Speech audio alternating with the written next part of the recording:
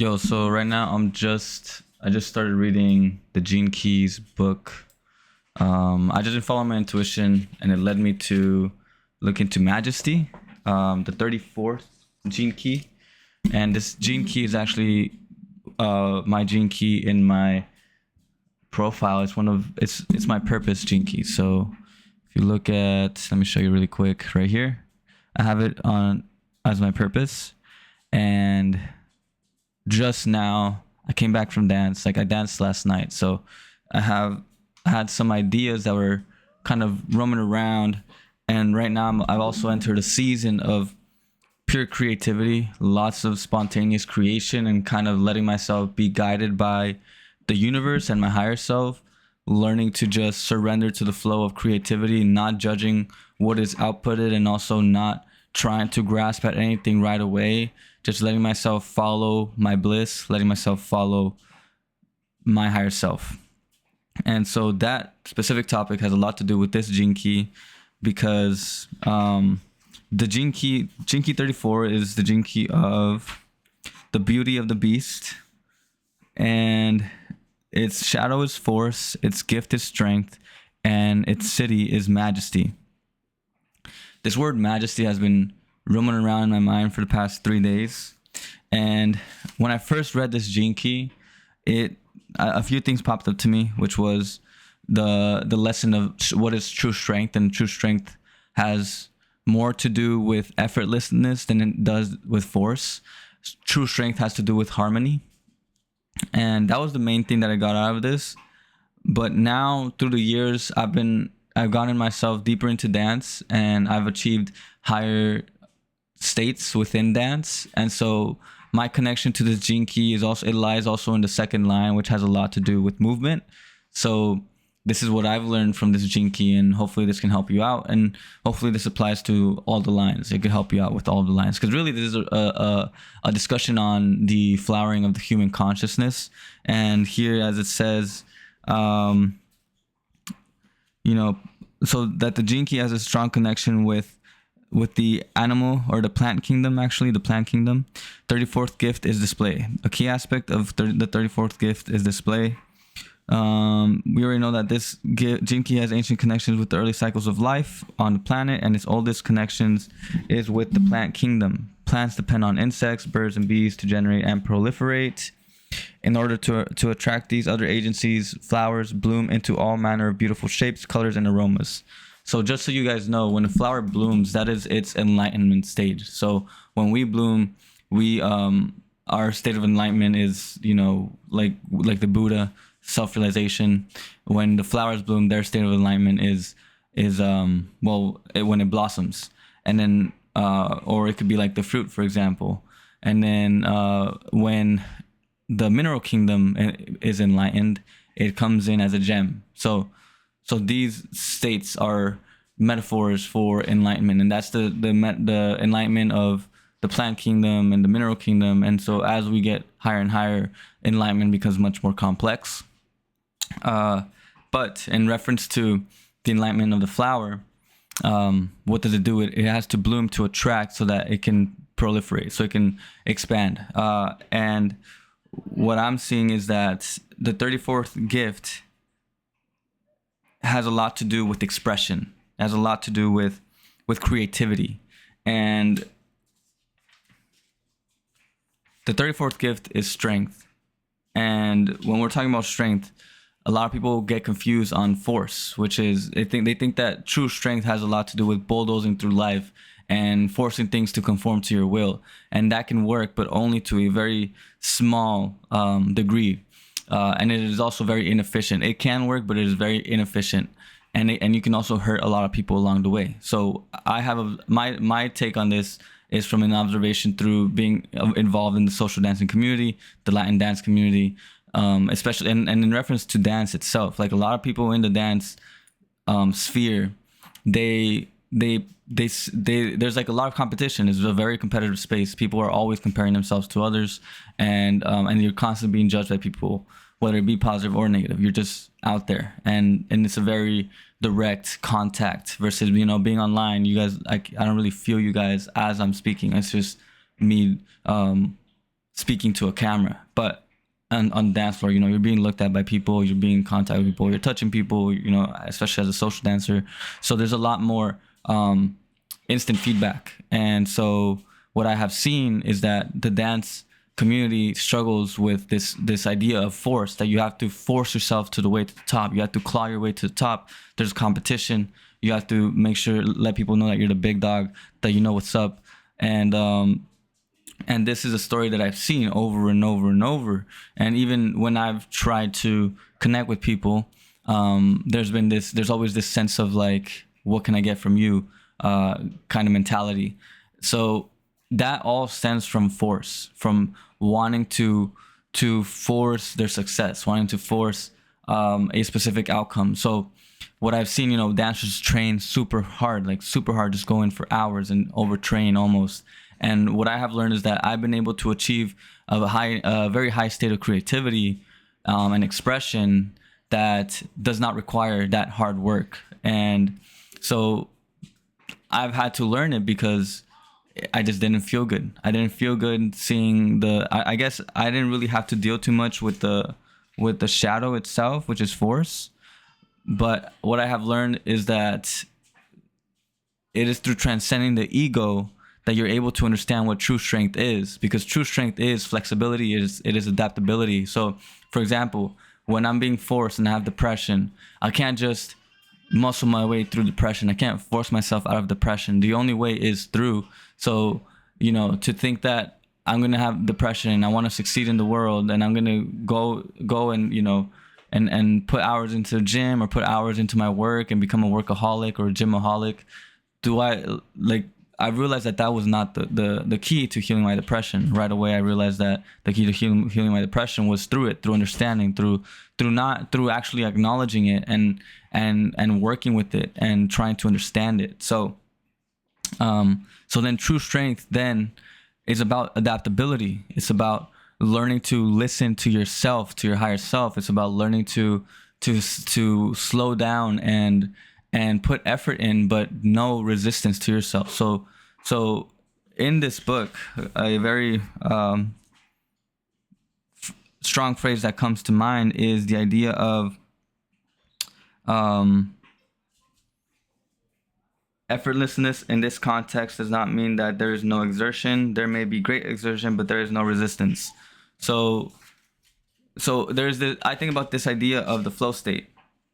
The flow state is the state when you're concentrated, you really focus on an activity, you have specific conditions, specific goals that you're trying to hit, and there's instant feedback. So when you get into the flow state, you basically become almost like you get in the zone. So automatic, you're able to create a lot of you are able to do a lot of great things. For example, when basketball players are in the zone, they're on a streak, or like when you're writing and you just lose sense of time. Basically, it's just in a state where you lose track of time and you're enjoying the moment and you're completely immersed. So relating that to this, I understand that when I'm in the flow state, I'm able to do a lot more. Even though I'm putting a good amount of effort, it's high effort, but also high attention, but also a lot of surrender. So like I'm able to flow, and that's where it comes from, flowing. So just like Bruce Lee has said, water takes the form of whatever container you put it in. So the best way to use water is through flow, and you have to become water basically. So to be able to move through life, you have to get into harmony with life. You have to flow with the river of life, and that means becoming water, being like water, rather than being a rock and trying to stay there and fighting against the current, because you're not going to be able to do that and through a long time. So that is basically the gift. I want to talk about also a few things when it comes to a few things that the author mentions. For example, this gift has a deep connection to activities involving physical movements such as sport or dance. It's not so much about team sports, but it presents individual flair. So there's more of an emphasis on the individual. These are people whose very movements have a hypnotic quality, evoking admiration from others. They are sports heroes and Olympians. and radiate an individual power and poise beyond the norm. Mastery of human movement actually emerges only when awareness has withdrawn. So that's another key point. So mastery of human movement only emerges when awareness has withdrawn. So your awareness of your sense of yourself, basically your sense of your ego. What I have understood is that when I dance, I only want the move to feel like it's coming from somewhere deeper within me. I don't want it to feel preemptive. I don't want it to feel like I planned it. I'm to be able to match my body to the music. I know that my body is more intelligent than my mind when it comes to syncing to the music. In fact, the more my mind gets involved, the harder it is for me to connect with the song and to connect with my partner. So this gene key, this gift, is very prevalent here. There's another expression here, which is seeing that when you remove your mind from the activities that you're doing, when you completely immerse yourself into an activity, specifically movement, that's when you can begin to that's when your divine qualities can begin to come out. So your physical intelligence, the intelligence of your body, and also your spiritual intelligence. Your spirit can come into your body and express itself the way it needs to when you remove the mind. So it's almost like spirit comes in and hijacks the mind, goes straight to the body, and what is expressed is pure divinity. And so that's the experience of that. I can talk about that experientially. When I'm dancing, I just try to move, and if it doesn't come from within, if it doesn't feel real, if it doesn't feel authentic to me, I don't do the move. If anything, I just stop and I slow down and I allow myself to get in sync with the music again. So this shows that in order for you to create beautiful pieces of work, beautiful pieces of expression, just to express yourself beautifully, to express yourself creatively, it requires that you let go of the mind, you surrender the mind to the higher self. And in doing so, you can discover different expressions of yourself. You can see your intelligence at play, the divine intelligence within you, and then that will allow you to basically move up in your life. So what I've learned is that I now have access to movements that have come from my spirit, from my higher self, that are intricate to myself, to my individual self. So I have access to these movements while I'm dancing, and they can allow me to get into the flow state and then this higher transcendent state of pure expression. And so, for example, I can capture a movement in the dance and then I do it, and then it's a completely different move that I've never seen anywhere else. But now that I have it and it came to me from a moment of transcendence, I can then use that movement later on when it feels right, and I can hone in on it, I can practice it and develop it. And when I'm in the dance, I can use that as a platform to elevate me into a higher consciousness. So it's a very reciprocal relationship. It's a very symbiotic relationship. This is basically what the author talks about next when it talks about along with the 43rd gene key, the 34th gene key forms the ring of destiny, an unusual genetic configuration that has a huge effect on your external life or destiny. Let's see. There's a great mystery here. Do you raise the frequency of your own DNA and change your destiny? ? That is the view of evolution. Or does a higher force outside you make it possible for you to raise the frequency of your DNA? ? That is the view of involution. The paradox can only be solved through another paradox. Both are true and both are interdependent. So when it comes to, I like to now use my dance experience as a metaphor or as a microcosm for this macrocosmic concept, being that of evolution versus involution. Just as I said earlier, when I'm able to raise my frequency through focusing in on, for example, the moment by removing my mind, when I'm able to raise my frequency through removing the mind, I can achieve a higher state, and that higher state then can come into my body and it can change my body itself. It can transfigure the way my body moves and the way I express myself. And so that intelligence that happens, that transformation that happens, is expressed on the dance floor. And then when I look back to my dance and I remember it, that movement is ingrained in my body somewhere. So then the work then becomes being able to practice and develop that movement and be able to replicate it without the transcendent state. And once I go back to the dance floor, I can incorporate that movement into my dance as a part of myself, as a part of my expression. And then that can then be used as a way to remove the mind a lot faster also, and achieve that higher state. So it's a process of involution and evolution. So involution being you raise yourself up. All right, no, evolution. Wait, let's see. Yeah, evolution is you raise yourself up, you change your DNA, you remove the mind, you enter the states, right? And then involution is you allow for a spirit to come in and change your DNA. So when you allow for that spirit to come in, you get transfigured. And when you strive to achieve that state, you also evolve. So it's like this dynamic interplay between them both, and they feed off each other. And so the goal then becomes that you separate the space between, or the time, or you condense the time that it takes from you to remove your mind, because that is basically the basic component here. Removing the mind, becoming present. How long does it take you to become present? If it takes you this long, when you're beginning in your dance journey, and it takes you this long, right? But the moment you hit it, you allow for the higher self to come in. And so now that you have allowed the higher self to come in, it changes you. And so it drops the frequency, it drops the time now. Like your body is more receptive to it. And so then when you practice more, you use those movements that you learn from the higher self. You use those movements, and that raises you up.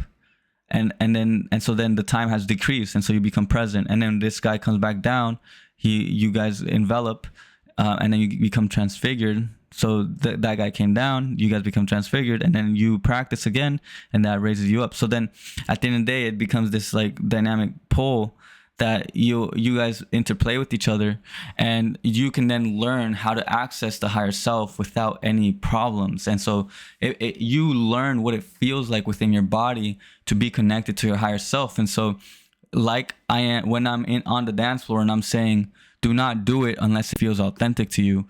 I am my only measure of whether I do and create or express myself. The only measure is one thing, and it becomes one thing. It isn't people's judgments, what people think. It's not going to be what I expect. It's going to be only one thing that determines whether I express myself or not, and that is whether it feels authentic to me. And if it doesn't feel authentic to me, then I stop, I slow down, and sync up again. And so when I do that on the dance floor, I have now learned to do that in my daily life, and that has allowed me to be able to, and that has allowed me to basically be able to do that in my day to day. So now when I'm going through my day and I'm figuring out whether I want to do something or not, the only measure of whether I should or not is if it aligns with myself, if it feels authentic. And if it doesn't feel authentic, then it's not something that I do. And so that has given me a strong understanding of what my higher self wants, what will bring more of what will bring more things to me, like whether something is worth it or not. So now, which is the beautiful thing, is that I don't know if I have transcended it, or if I've just mastered it, or if it's coming and it's dawning on me more. But majesty, let's talk about majesty. And I know I did skip out the shadow. I do want to go back to that, but I want to dive into majesty real quick, because there's actually here something that is very important, which is, first off, this city, majesty, it's an epiphany that hits people who have been tuned into the gift for a long time. And so it talks about majesty is not really a state of being. It is the truth of all nature in motion. Everything alive displays majesty. Even the struggles of the low frequencies are revealed as majestic in their own distorted ways. Okay, I'll be there. But this 34th city in actuality concerns humanity more than any other aspect in human DNA.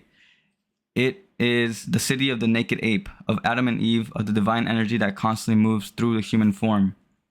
Of the divine energy that constantly moves through the human form. It is the city of the naked ape of Adam and Eve. So it is a very raw energy. And I'm going to go into I want to talk about the shadow soon.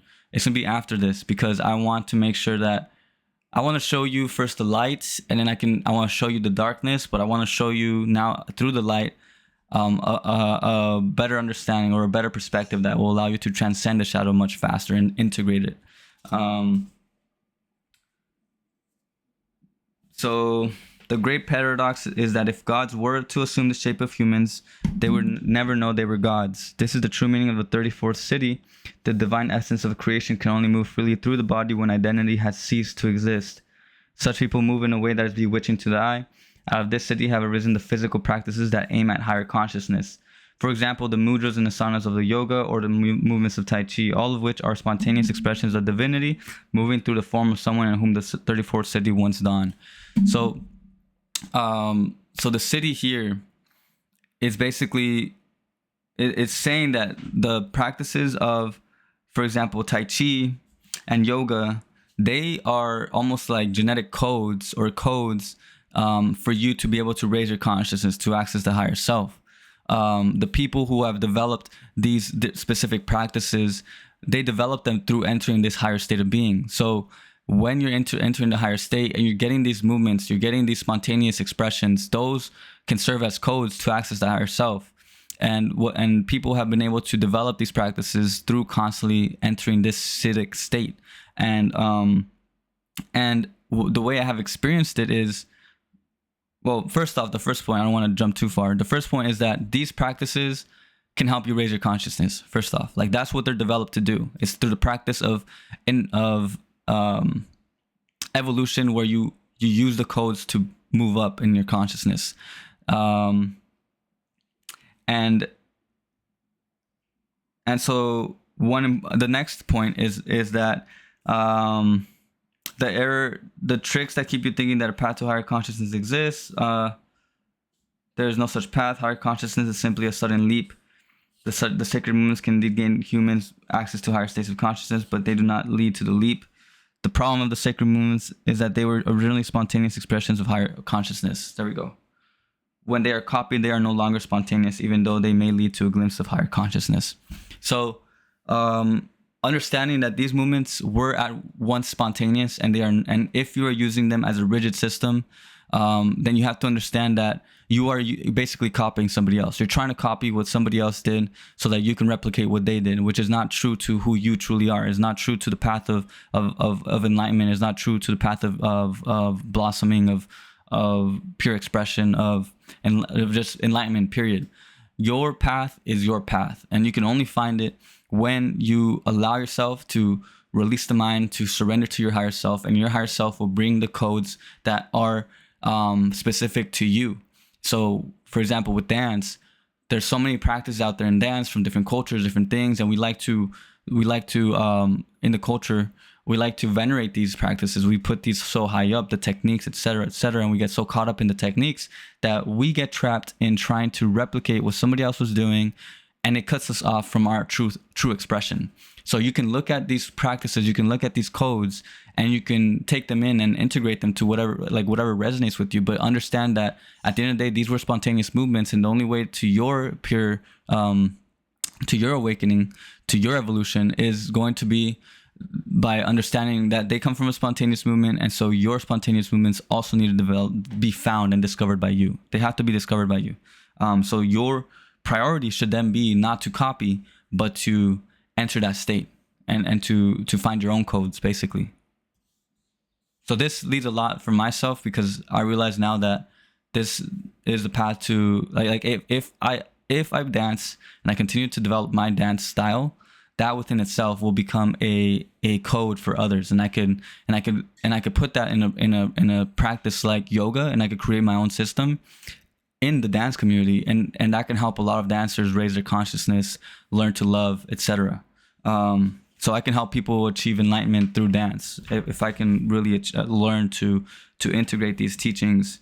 The acidic artist, the art itself is in the doing, whereas the results are meaningless. So now there's okay, I'm gonna pause this. Come on, dude, what the fuck? All right, so where I left off was, nevertheless, for the acidic artist, the art itself is in the doing, whereas the results are meaningless. And this is a great realization that I have encountered also when it comes to my creativity. Like, for example, with my YouTube channel, Lucid Living, I have struggled so much with trying to figure out how it's supposed to look like, you know, how to make it basically meet the expectations of what it would mean to be successful. And through interacting and with my own, I guess with this gene key, through with my own body, with my own intelligence, with my own creativity, for example, with dance or just now getting back into the flow of just writing or just expressing, just talking on camera. I've gotten to the point where now the art is in the doing. The process is the beautiful part, and the process is the evolution within itself. Every time, like now, it's like I'm writing. I have 3 outlines for books, and sometimes I just pick them up. Like I just write for like a good hour. I get this flow of inspiration, and then I stop, and then it takes me to another book, to another idea, and then that takes me to another idea, which is like a YouTube video, and then that takes me to another idea, and I want to go social dance because of that, because I want to shoot some B-roll. Like, so there's a beauty in just following the process, because the process just keeps taking you to the places that you need to be. Like, you need to be led, and understanding that the results are meaningless is like, it's so freeing, and it's something that happens through interacting with the gift of strength of the 34th gene key. I think that now this is super important, because when we think about art, I think at the end of the day, it's expression. The fact that you express something is the art itself. Now, what people think, how they receive it, has no matter, because I mean, if you think about it, what's one creative act that, you know, nobody needs to validate it, and that's a child. You know, you don't need to get validation from others to create a child. You just create the child because you have love for your spouse, you have love for life, and you want to continue to grow.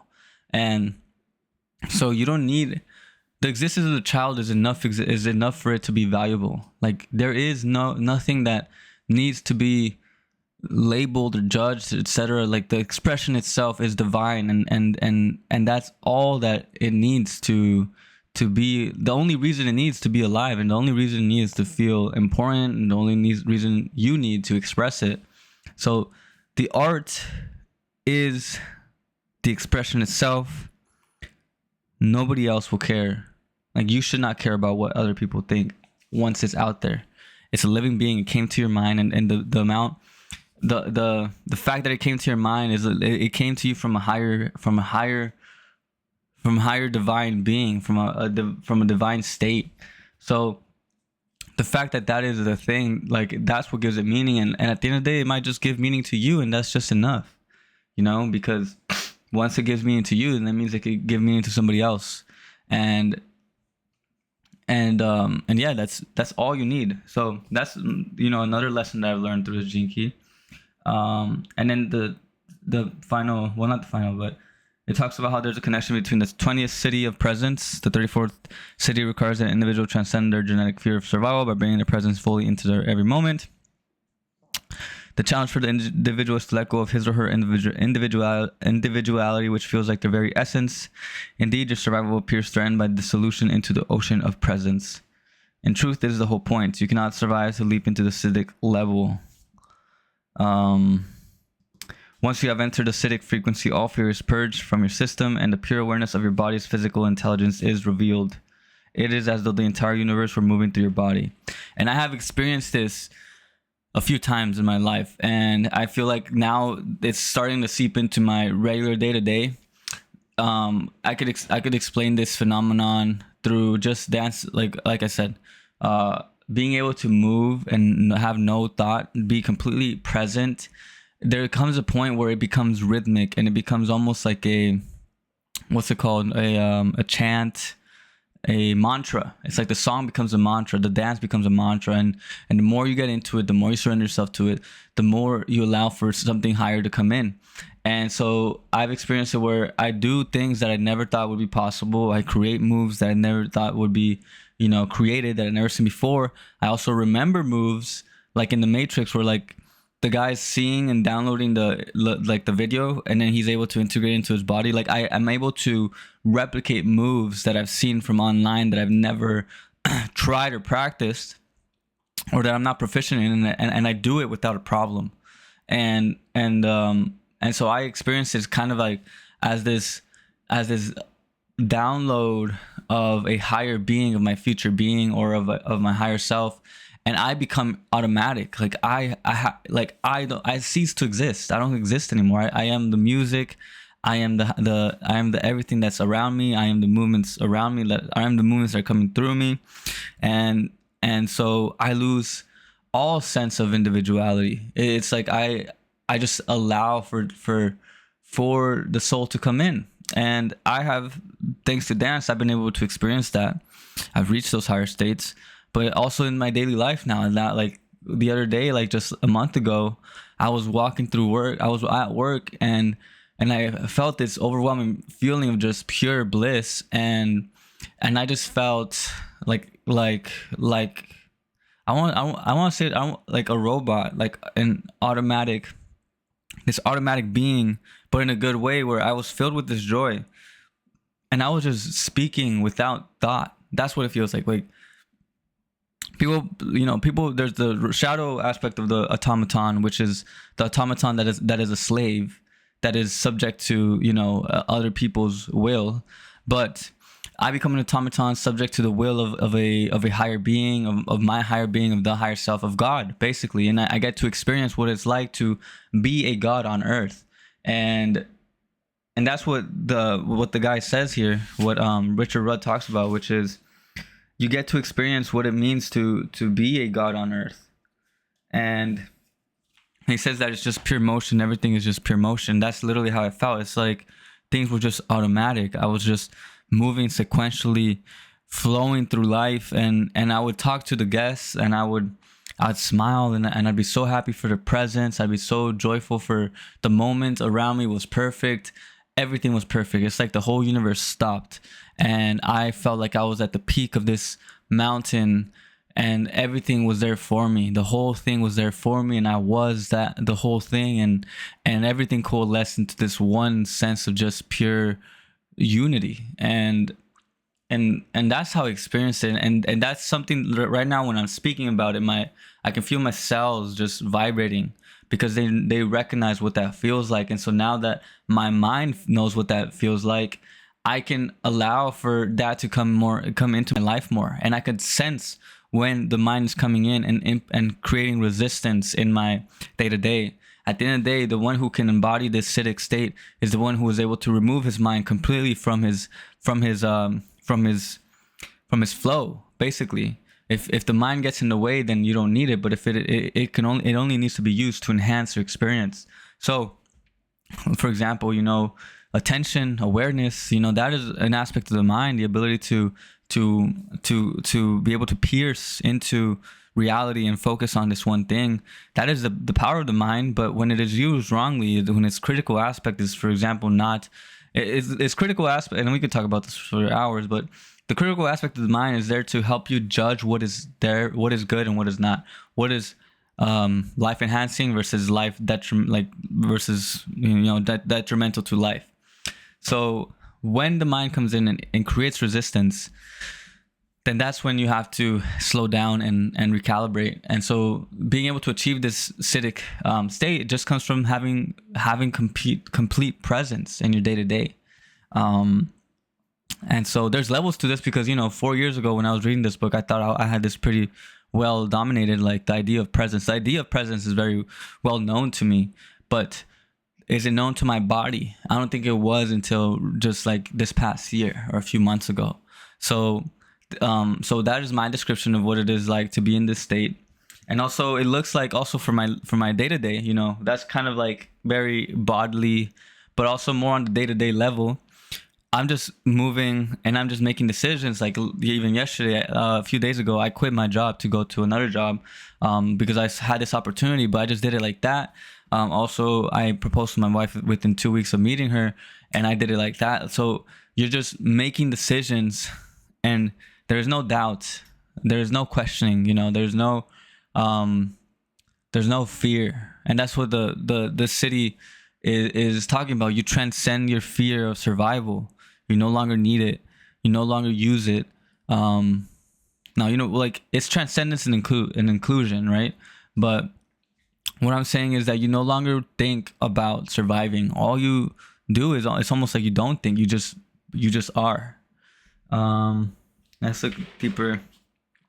The epiphany of the higher planes encounters and infuses the majesty of the body on the lower mind, or on the lower planes.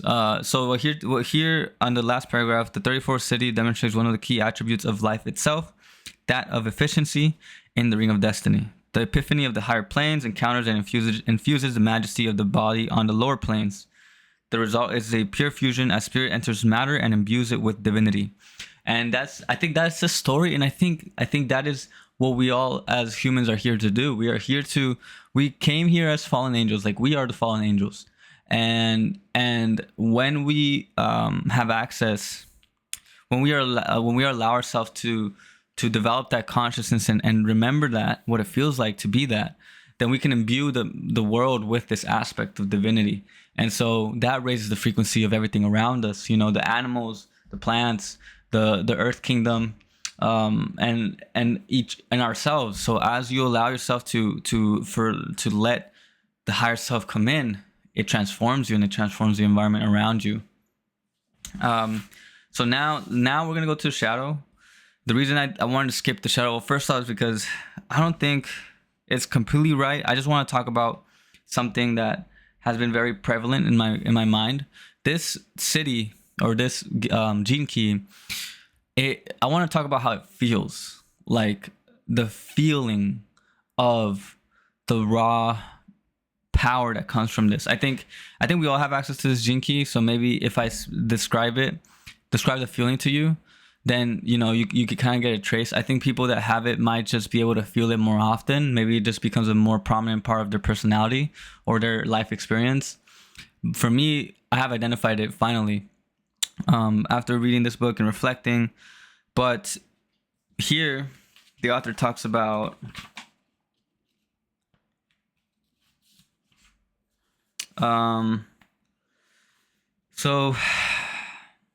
34th shadow concerns the notion of individual human power. It represents an ancient part of our genetic matrix that is primarily based on individual survival, the survival of the fittest.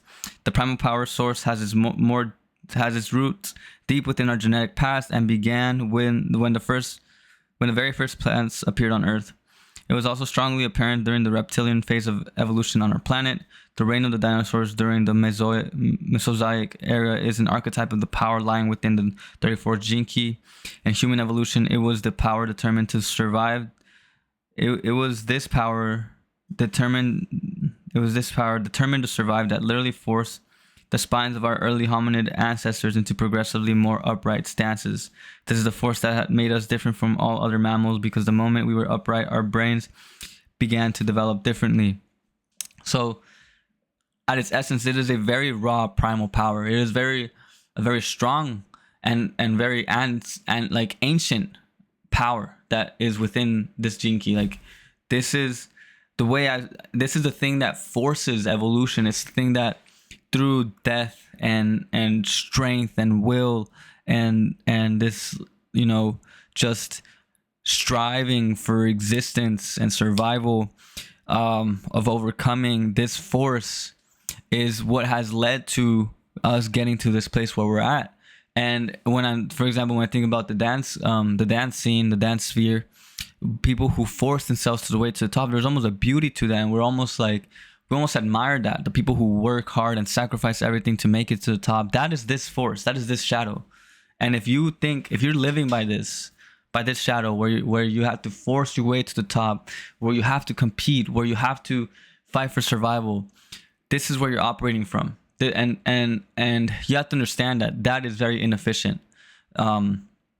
This shadow has brought so much power into the human sphere, has brought so much progression, but now we don't need it. We don't need this way of approaching life. And this leads to competition. It leads to hurting others. It leads to unawareness. the people who are behaving from the shadow, they're just striving for survival, and so whether they are conscious of it or not, they end up hurting people. They end up controlling others. They end up, using force to get to where they want to be, and get what they want. So I believe that this is where a lot of the businesses are operating from. Also, it's a dog eat dog world, and I can't live like that anymore. I know that now, and I've known that. It's just now I have developed so much more experience, seeing the shadow externally, that I've made vows to myself to not operate that way, and I'm thankful for that. But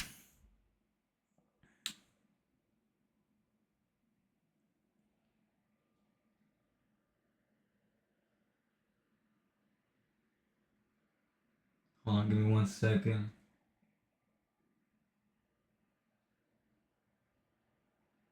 Yeah, so now, but I want to talk about this force, how it feels like. So this primal force is very powerful, and it can be transmuted. This force, it can be so it can bring so much vitality, so much life into your life when you're able to harness it correctly. Like, I mean, I think it's beautiful to be able to have access to this power first off, because having access to this power is it gives so much ambition. But if it becomes centered on the ego, then it can be an issue. So you have to transmute this. You have to raise its frequency. And so the way it looks like when it has raised its frequency is you are able to feel this raw energy within you, and it comes from your belly, from like your solar plexus. It's this like this really primal, almost like sexual, and like um dark. I feel like dark red energy. Like, that's how I would describe it. When it comes into my body, I feel it.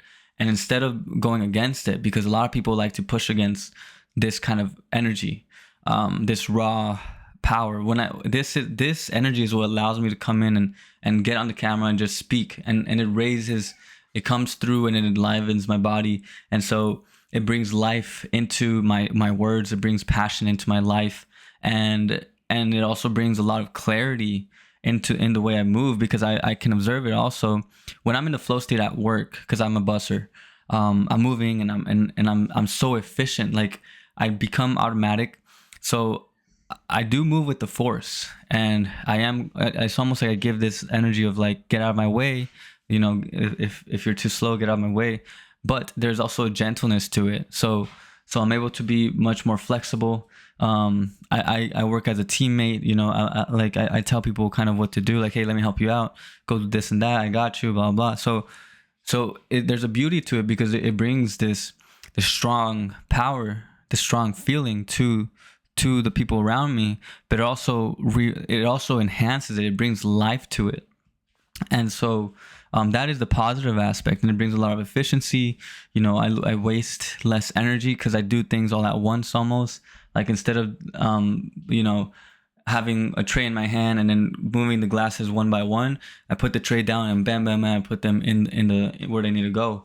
So that is kind of how this power looks like once it's transmuted. It leads to efficiency. And I just want to look at just the repressive and regressive, or repressive and reactive natures, just to clarify if there's anything else.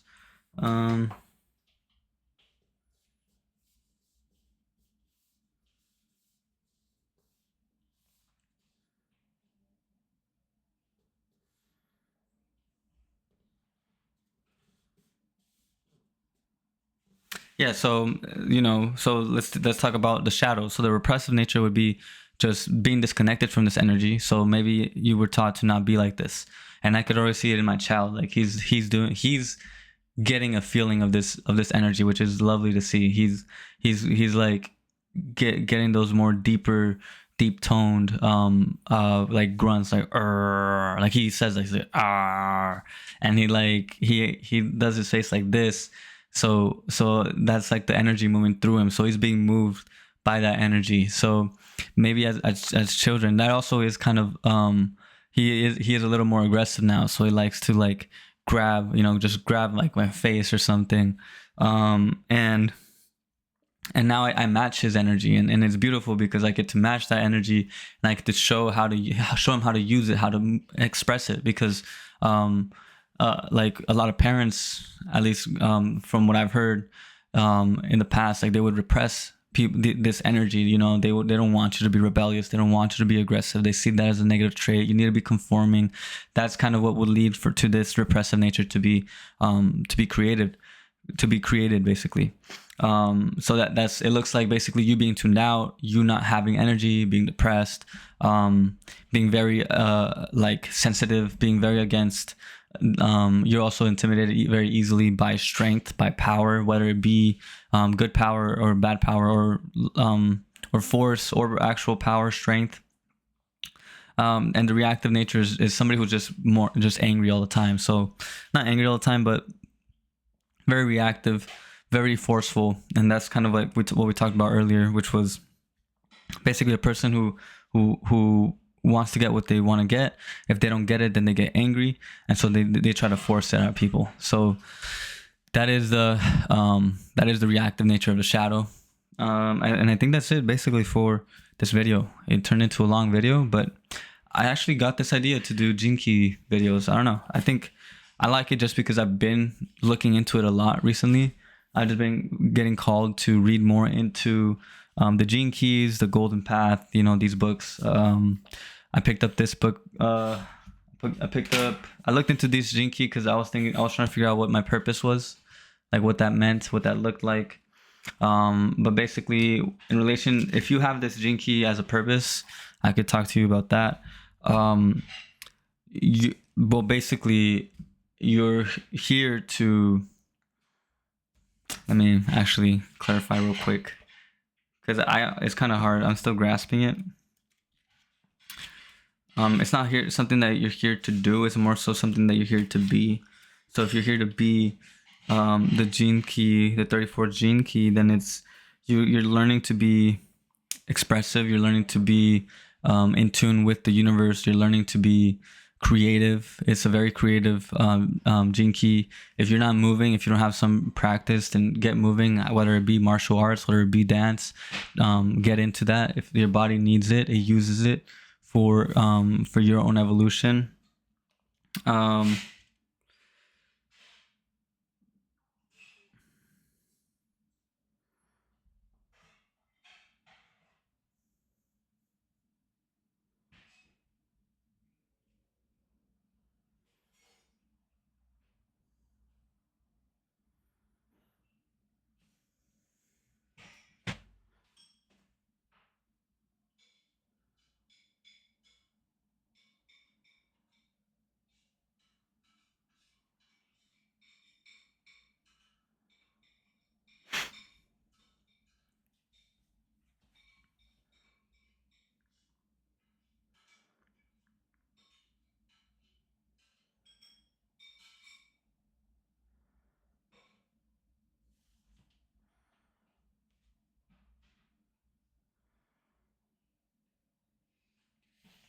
Yeah, cool. So I think just learning to be present is very important, because it is connected to the 20th Gene Key of presence.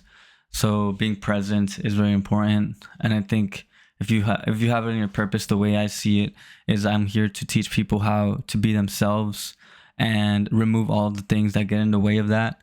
So at the core of like what I'm doing, the work that I do, I myself am learning to do that, to remove, to figure out what exactly are the barriers within me.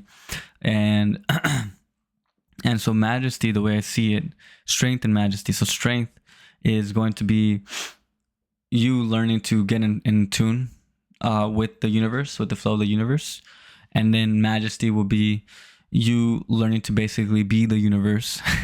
And that's basically it, so hopefully this video was helpful, and I'll see you on the next one. All right, you already know, stay lucid. Peace.